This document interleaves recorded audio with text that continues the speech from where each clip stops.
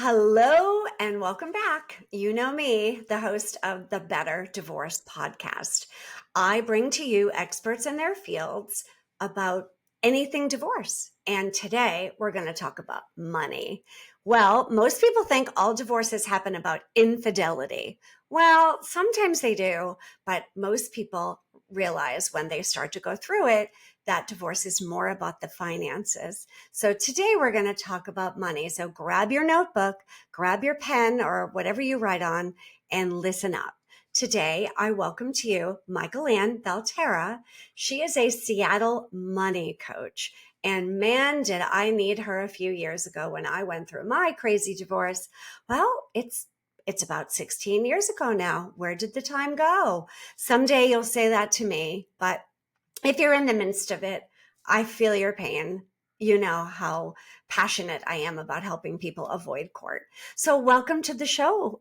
I'm so glad you're here. Hello from Seattle. I'm so happy. I love your show and working with women through this such an important subject. Thank you.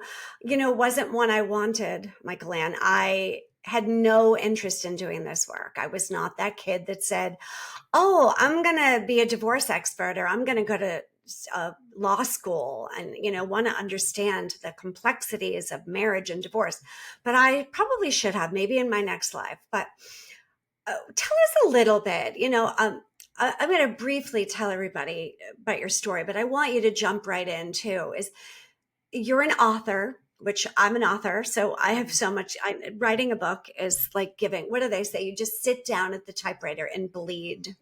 I forget. I think that's Mark Twain's I think so. quote. Isn't Yeah. it true? Yeah. Open up a vein and just let it bleed on the page. Yeah. Yeah, it's Yeah. my writing coach, Pat Verducci. Hi, Pat. You said that to me. You just sit down back when we had typewriters and bleed, and it's so true. Speaker. I do a little bit of speaking, so I can relate to that.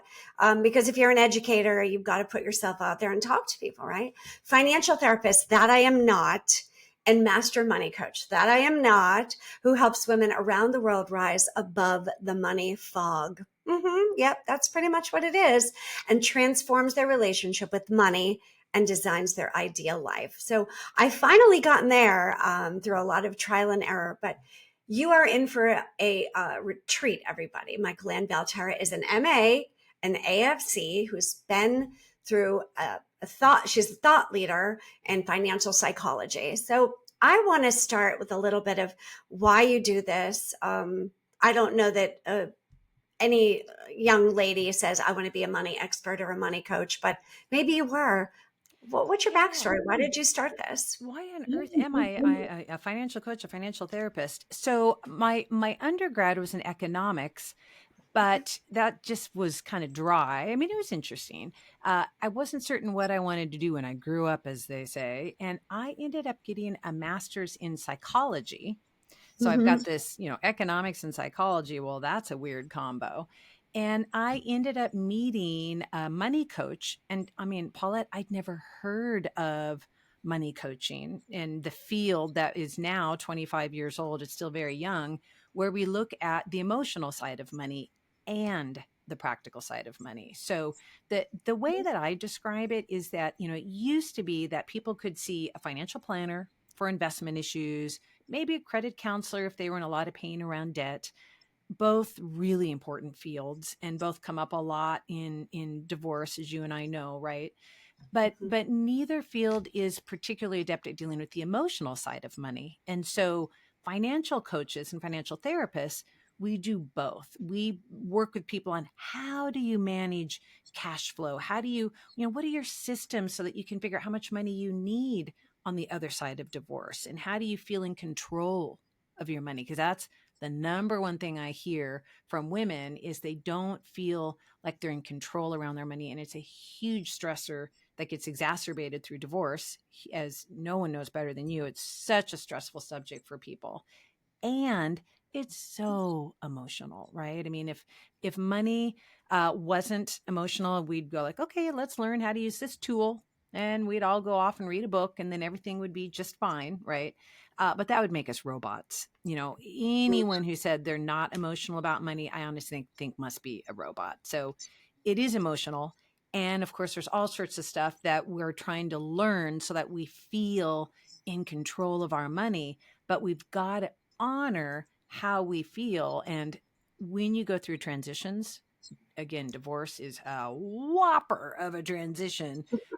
Transitions tend to bring up what I call the money fog, right? And so that's the book that I just wrote, Rise Above the Money Fog. mm. Perfect. So you took your two loves of psychology or therapy and Hmm. money and finance and kind of, pardon the pun, married them, right? It's exactly Together, true, though. right? No, you nailed it. That's exactly what I did. I married these two very different things together. So, Well, I think everyone has a money story. In my book, Better Divorce Blueprint, in the first three chapters, the chapter one, two, and three are before, four, five, and six are during, and seven and eight are after. I talk a lot about your why, mhm. and the 21 top reasons couples divorce. Um, and there's a lot of data in there, but to narrow it down, talk about your story about divorce. Did your parents get divorced? Did your spouse's family come from divorce? Like, what messages did you pick up from the movies or television about divorce? And whether was it War of the Roses, or was everybody, it was Leave It to Beaver, and divorce is like, wait, I don't know what you're talking about. No one in this family gets divorced. So we all come from a background of our Right. story from divorce, and also we talk a little bit about it with money too. So Mhm. we all have a history. We come with baggage. Whether your baggage is the size of a tiny little, I was in Orlando last week in a Tiffany store, and they had a Tiffany bag that was the size of 2 inches by 3 inches. And I jokingly picked it up and said, "This is the purse I need right now." Steve, he laughed. He's like, "You want that?" So, or is it a steamer trunk? Is it one of those Louis Vuitton or, cocky duffel bags? So we all come with a history, right? Of whatever that is. And if you kind of sweep that under the rug and you don't deal with it, and you're probably going to need me a second, a third, a fourth time as a divorce expert. And working through your money story and getting out of the fog is hugely important so that you do have awareness of money. I myself grew up with a mother that was had a business and was very financially independent, and my father in some ways felt like he was my the joke is that he was Mr. Paulette. I'm a junior. So, because she was kind of seen as the leader of the pack, right? And then when I got married super young, I was never allowed to look at the tax returns, and that's my feeling of just like, oh. And then obviously it's very, very different now at the ripe old age of 60. I'm totally in control of every aspect of my life. But you all are going to come to your life with many different past stories, and It's that's so important. It's so true, and like you said, we all have a money story. And, part of it is money fog is simply defined as when we feel vague and foggy and unclear about our money. But I Mhm. would say, Paulette, that money fog is more about the feelings that we feel as a result of being foggy. It's when we feel fear, overwhelm, and guilt, which is that FOG in fog, fear, overwhelm, and guilt around money. And it does often come from our childhood, that many of us were raised in families where you don't talk about money, right? Or where you're shamed for talking about money. So some people came from a family where it just simply we weren't taught. For sure, we weren't taught. But others of us we grew up in families where we heard our parents fight about money, where we were told, not to talk about it. And so we grow up, and here we are in relationships with our future partners, and every time the topic of money comes up, we feel icky, or we feel unsettled, or we feel uneasy. And so much of this does come from our history, from our story around money. And then when you go through a transition like divorce, oh my goodness, right? All those feelings come back up because suddenly you have to deal with talking about money, and all the old gremlins come up even stronger. So, money and money story. I think it helps to see things from the lens of story, because otherwise we just feel like, what's wrong with us that we don't understand something? But, we are all products of where we came from.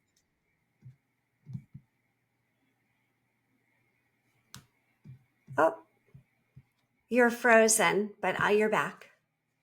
I saw that too. Yeah. That's all We're right. They can cut it. I don't know what happened. So. okay.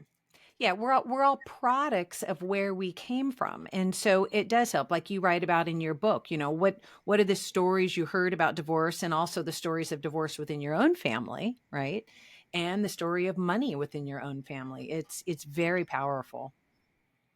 Yes, and many times people will come to me, and of course, I wear different hats in the divorce world. I'm either a private mediator that works with couples, or I'm a certified divorce coach that works with individuals. So it's a totally different hat that I wear. But the work that I do with individuals, many of them will say, my parents went through a tough divorce and I want to avoid that, or whatever. They initially come with fear, and or overwhelm of the whole thing, or they're just in the dark. Their spouse doesn't want to share the finances, or they're the one making the money and don't want to have to pay child support and alimony. It's all different. There's always different lessons that can be learned.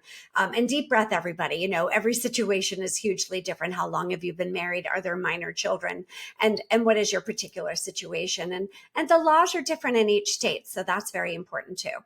So I want to start with a few typical confusion about this money, shall we say, umbrella of feeling of that overwhelm or fear that you mentioned. But so particularly with divorce, because of this topic, like, who does financial anxiety affect? Oh, well, sometimes I feel like who doesn't it affect? But Right. but the research shows us that financial anxiety does affect women more so than men. And I think here's an interesting distinction, Paulette, that sometimes people ask me, are women more likely to be in a financial fog than men? And this is where I think it gets interesting. The answer is no. Men are just as likely to feel foggy and unclear about money as women are, but they don't feel anxiety as strongly as women do. So women Mm, feel anxiety, financial anxiety, more so than men, even though everyone, men and women, can absolutely suffer from feeling, fearful, overwhelmed, and feeling guilty around their money. So it's interesting when you get in there, the feelings that we feel. And for women with divorce, we have a lot of fear around how will our children be impacted. And I think the other thing that comes up a lot that you've talked about in other podcasts is our fear of what happens to our lifestyle, right? We have this particular lifestyle now. What's going to change on the other side? And money is one of the big factors or impacts that we're concerned, right? And that keeps us up at night. mm. So you're saying that financial anxiety affects women more than men, but it's more the feelings or the emotions attached to that. So men still feel it, that anxiety, fear, but women have it to maybe a greater degree because they're more aware of the emotions and more aware of the feelings attached to that. Am I giving You're it in other you're words? exactly right. No, no, no. You're spot on. Men are a little bit more analytical about the whole thing, so they may be just as unclear about the dollars and cents or the money. Men tend to hide their fogginess more than women. They may be just as unclear about the money, but they are less likely to admit it, and that goes Right. into a lot of gender stuff that I know you've seen plenty of. Yeah, I mean, I get a lot of calls. I had to make sure my ringer was off because it happens spontaneously. But men will call me because, my SEO and my website and Better Divorce Academy, I get probably about 55 phone calls a day and people doing research about divorce. And the men typically will say, I probably have to put together a little, spreadsheet of like the questions, but men will typically ask about, like, so what's the process? Give me the nuts and bolts. Do I have to share my 401k? How much child support am I paying? And do I have to give her alimony? They want, like, I'm like, listen, you have to set up a consultation for that. I can't just answer your questions on a regular phone call. You're lucky I'm answering the phone because most professionals don't answer the phone when they're looking for research mode. And the women, it's very different. It's Right. thank you for listening. Um, I'm so worried about where I'm going to be living. Can I stay in the house? How am I going to be able to afford groceries and to pay the mortgage and, take care of the kids' extracurricular activities? And will I still be able to go on vacation? And, they're looking for more lifestyle Right. situations, not so much in the 401k or the pension or, the logistics of the spreadsheet side of it, because there are two sides of divorce, and I always say it's like railroad tracks. You've got, and they, because they don't intersect, they kind of run parallel to one another. One is the spreadsheet and one is the bowl of emotions. So Right. men, I'm being very stereotypical here from this conversation, want to deal with the spreadsheet first, and Hmm. the women typically like the bowl of emotions. Right. They both are an equal part of the conversation, but that anxiety and that fear I can see. So I think we kind of touched on the why, the effect of it, but is there anything we're missing in the conversation about the cause or where this comes from? So Where anxiety. the fear and the anxiety comes from? Where does it stem from? So that's actually really, it's a big question, right? So part of it comes from our childhood, and like I said, how we're raised around money. Right. Part of it comes from personality. Some people are more highly sensitive than other people. For example, I'm considered a very highly sensitive person, in HSP, highly sensitive person. And so you have and there's 15 to 20% of the population are highly sensitive. So 15 to 20% of your listeners out there are highly sensitive and are going to feel all of this, much more intensely than people that are a little less sensitive. And some of it is about the current situation. You can all come from very similar childhoods, for example, but some divorces are far more stressful than others. When we think about your own divorce story, holy moly, right? That's a very, that's an intense, that's an Well, the intense thing of it is, story. though, when I went through it, Mikelann, I didn't know it wasn't what everyone went through. Oh my I goodness. truly believed that everyone had to go to court and there was a trial and we Mm, litigated. I didn't know. I mean, I'd heard about mediation and we had an initial mediation meeting, but I truly was that naive, that in the green. I always tell this story that when my attorney said that there was an affidavit. I said, wait, who's David? I don't know who that is. oh, that's sweet. Yeah. No, yeah, well, and why would we know? Oops. Why I know. would we know, right? I mean, we marry our beloved and we assume that life is going to go a certain way, and Mhm. I also went through divorce. I went through more of the, mediation style. But there are few things in life that throw you for a bigger loop than divorce, because your whole vision of your future has changed. And so, it's interesting as a financial coach, really working with people on revisioning, what does the new life look like, and how do you put together the new life, and how do you create, for example, a monthly and annual spending plan that looks like the new life that you're going to be creating on the other side of divorce. And that can be exciting but overwhelming because it's different. Right. Yeah. Well, I know what I do when I meet with people when they first come in and their eyes are rolling back in the head and they're foaming at the mouth and they're I would turn the camera, but I have a chair here. I very affectionately call it the crying chair. Hmm. And there's of course tissues, but not everybody cries. Some people are mad. It really just depends on what stage of grieving they're in, whether they're like in shock and denial, I can fix it, negotiating and bargaining. This Hmm. isn't really happening to me. They're really sad, or others are angry. They're he this and she that, and all that. There's so many varied emotions that can bubble up Right. when you're processing that. So for me, it's much of just like a very different conversation that we have about shifting it from now you're married, and if divorce is the decision, this is what the next step would be, the next logical best Mhm. step.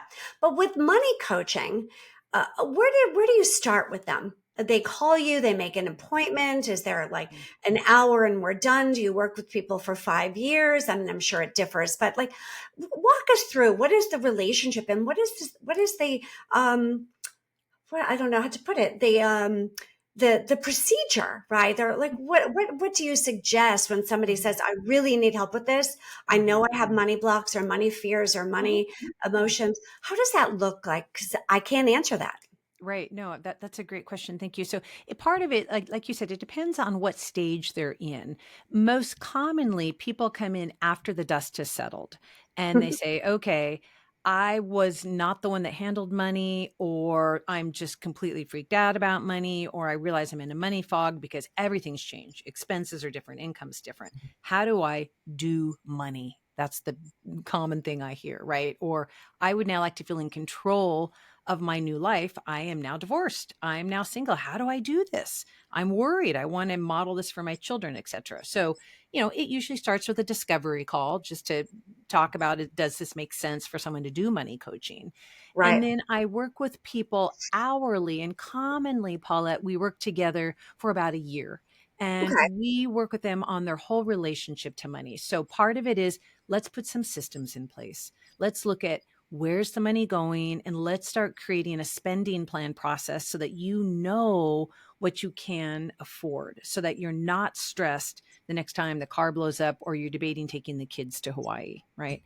How do you know in this new life after divorce what you can afford and how to still meet all of the financial goals, because they're probably all different, right? And then we start looking at money story, and we start looking at your money personality and processing your personality and strengths around money, because it's different, right? We all have a different money personality, if you will. And when you really learn how you're wired around money, you'll learn how better to handle it so that you don't fall into overspending. Or some people, Paulette, after divorce fall into underspending. They're so afraid to spend because they don't know what they can and can't spend, that they're not taking care of themselves enough, Mm, even if perhaps there's plenty of money, right? So it's like, how do you know that? And so part of it is processing emotionally your stories around money. And part of it is new systems. How do we get that monthly and annual, frame for looking at your money? And for me, having gone through divorce as well, I used the same process I use with my clients to put together my new life. Everything was different. My expenses were different. Where I lived was different. My income was different. So I really had to use all my own systems, if you will for myself, and go, mhm, okay, here's my new monthly plan and annual plan so that I can figure out what I can do and not be stressed. Because mhm. that's the name of the game, right? Is to get people out of stress around money. And if you don't have a plan or a blueprint, as I like to call it, Yeah. you don't know where you're going. Call it a GPS, blueprint. You can throw in whatever terminology you want. A You're map. not going to know where you're going, map, if you're not prepared to do it. Yeah. As I Um, was saying, as a young lady, I come from a long line of successful female entrepreneurs. So I never really knew failure was an option, which I know is very rare for women. Like I never wanted to do corporate. The idea of sitting in a cubicle and having bosses makes me want to die. So I could never relate. I always thought the HR department was stupid. Because I'm an entrepreneur, I'm like, I am the HR department. I don't need an HR mhm. department. So, I come from a very entrepreneurial mindset. So, Yeah. um, corporate to me is just sort of like not my idea of a good time. But then Yeah. I got married to somebody who was like, listen, don't ask questions, just put on a little black dress, make really super cute babies, keep the house super clean, let's have lots of parties and have a great life. And I just like wore as a Barbie doll, didn't ask questions for 21 years. And then I went, okay, what am I doing here? This is awkward. Mm. And now I'm happily remarried 7 years, but I handle money very, very differently. So Mhm. we do quarterly reviews, his income, my income, all of our budget. We have zero debt. I'm like, micro efficient. I have no money fog. It's like, we're like, this is me. Maybe it's just because of the work I do. I'm so efficient with getting people through divorce wisely with grace and dignity and success that it's conflict, and I'm all about resolution and solutions. But I see the fear professionally so often, particularly with taxes, paying taxes, not paying taxes. So many people, when they fill out their domestic relations financial affidavit, one of the sections is the debt. And, they owe the IRS money and they will, how much do you owe? And they look at me like I have 9 heads. They're like, we don't know, or I don't know. That's a big problem.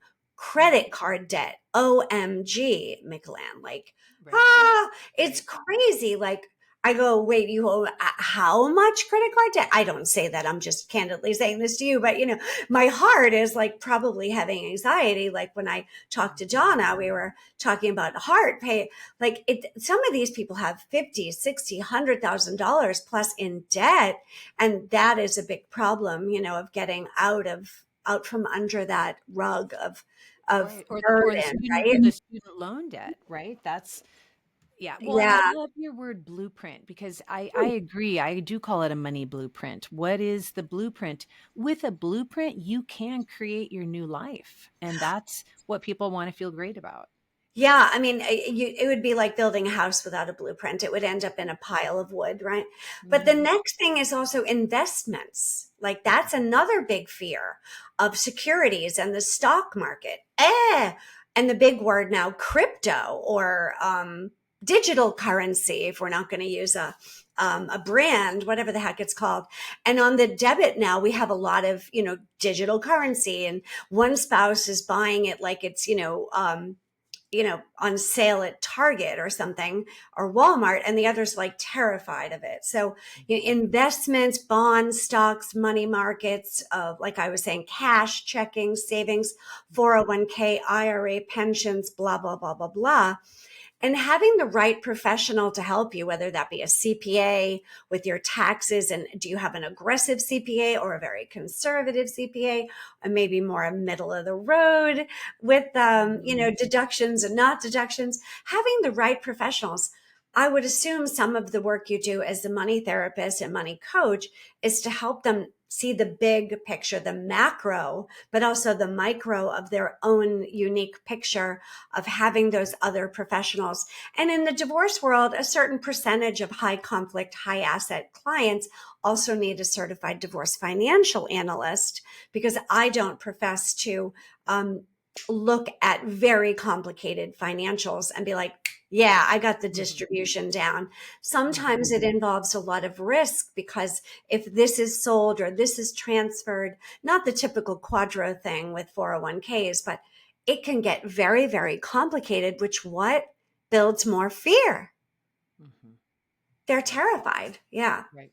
Well, Having and that and expert. and something you touched on, about half of all relationships are made up of opposite money personalities, right? The Mhm. most, and this can sound really simple, but spenders, for example, marry savers. Now, again, there's nothing wrong with being a spender or a saver. The problem is when we get too much on the edges and become too extreme, Right. overspenders or underspenders. But regardless, they opposites attract, right? And couples come together for reasons that have nothing to do with money. It's a common attraction pattern. But when half of all relationships are made up of these opposite personalities, where one person values freedom and the other person values stability and security, right? They're both, we all want both. I want freedom and I want security, of course. But different personalities will weight one of those more. And guess what? We all tend to marry our opposite in that. And so it's all fine until divorce rears its head. And then, oh my goodness, you can see how that comes out. Yes, I remember when I first met my second husband, and you get to learn their personalities about everything, what they eat and the clothes they wear and their idiosyncrasies and talents and skills. I noticed that he never opened his mail.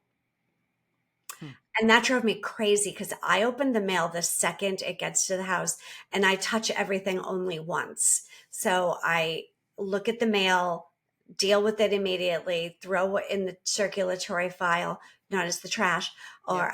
or and then if it's a bill, I pay it that moment or file it immediately.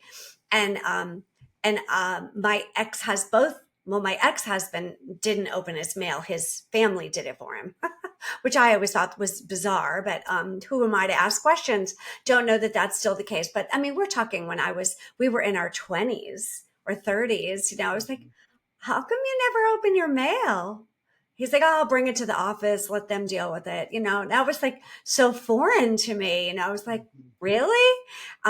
It's so important that you learn, like you said, the idiosyncrasies and the nuances of your own demeanor and their demeanor when it comes to money. And it doesn't always have to be a problem as long as the two of you can discuss it, but it can build resentment and feeling of control when one party feels like they're, puppeteering. If you're just listening to the audio, I'm using my hands like a little puppet here, but you feel like you're dangling, right? Like you're being manipulated or controlled by your partner because you don't have any ability. And I see a little bit of a shift, but I'm curious of your take with regards to women and money historically. I don't mean back to the caveman days or anything, or cave woman days, but are you seeing any shift in women's desire to be educated or aware of money more than they used to be historically? I am. I mean, it is shifting. It's shifting slower, I think, than people realize. But on the other hand, it's also shifting quickly because if you think about it, like my grandmother, for example, it was assumed that she wouldn't work at all. And then one generation later, my mom worked, and it was just extra money into the family coffers. Right now, let's go one generation later. I went to college in the '80s, and it was assumed that women of my generation would work and be self-supporting. So then you got to take it one more generation because self-supporting still isn't assuming to make enough money to support a family of four, right? So it's interesting that how much has happened in the span of two, three, or four generations. The expectations have changed. And I talk to women, on the other side of divorce. Let's say they're in their 50s, and they'll be like, oh my gosh, what happened? Right. I feel like I was raised with one set of rules and just kind of expectations around money. Sure. And now suddenly they're expecting me to what? Know everything. And like you said, do all the investments and da da da da da. But the Equal Credit Opportunity Act, 1974, it wasn't until 1974 that women could even have a credit card in our own name. A bank could deny you up to 74 having a credit card as a woman. You had to go through your husband. Well, I that's don't know how. not that long ago. Yeah, I don't know how my grandmother got away with it because she had her own business in the 50s. Hmm.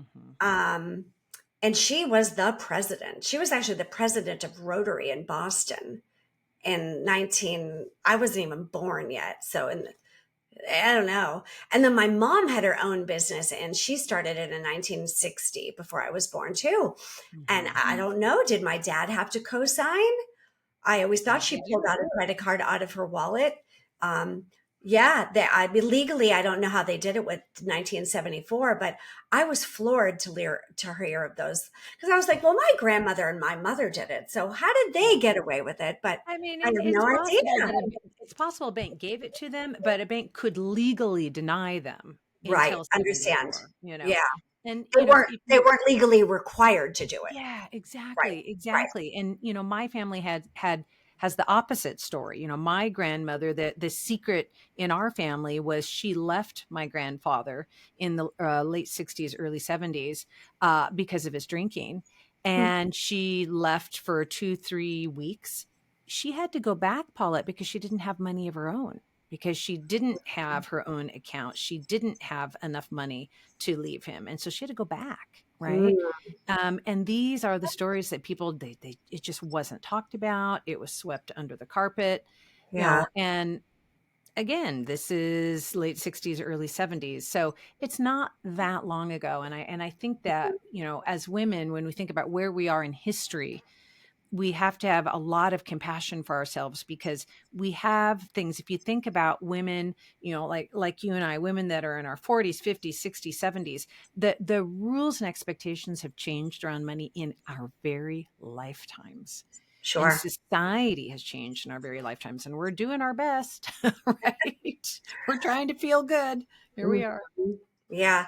And my grandmother divorced my mother's biological father when my mother was 1 year old in 1927. And she moved in with her mom. And the three of them were like grandmother, mother, daughter, until my grandmother got remarried when my mom was 14. Um, so yeah, you all got a story. You've got a divorce story, you've got a money story, and if you don't take anything from this conversation, process it. I've written books, and it really does help you to kind of look at your history and where you are with that. So I want to shift a little bit to, because people always say, like, what are your best tips? What is your best advice? So if you had somebody sitting down in front of you right now who was in the early stages of contemplating divorce, maybe they haven't quite made their decision yet because of the fear, the fog, right? They're feeling that anxiety and overwhelm. What would you give them for your best advice to them to get started? Well, I think that the best advice is to begin to get clear about where the current money is going. And I think that one way to do that, because that can be very overwhelming advice, Paulette, is to Right. look at where the money is going, is to begin to simplify your account structure. I'm a huge advocate of elegant financial simplicity. The more accounts people have, the more money fog they're in when they've got, 6 credit cards, 3 checking accounts, 5 savings accounts. So begin to prune accounts, if you will, and simplify your structure. If you decide not to divorce, great. It will be easier to look at money. You won't have as many places to go. You won't have as many things to deal with. But the simpler is better. Right. And when you look at high net worth individuals, they don't have complicated account structures. They don't have 12 different credit cards because it's easier to see where your money goes when you don't have so many places to go look. So, how can you simplify your financial house is a really great place to go. It's where I always have people go after divorce.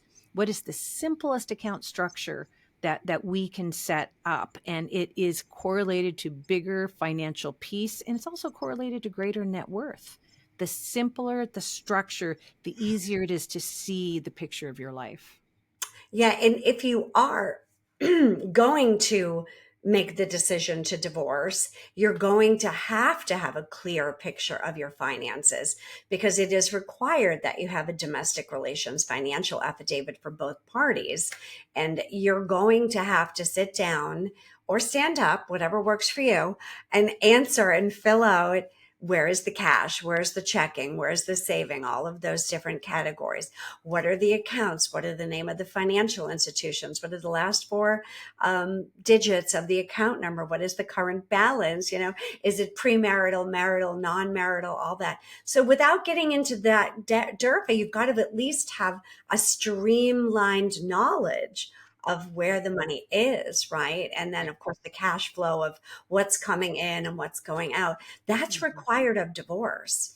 Well, and I would say we could back it up even one step further and say it starts with account access. Make Right. sure that you Yeah. have access. Make sure that you've got all of the online username and passwords for all the accounts that you have. You may choose to do different things once you have that access.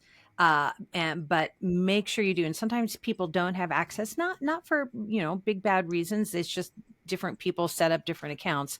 But part of financial housekeeping is making sure that both partners do have access. From there, things are so much easier.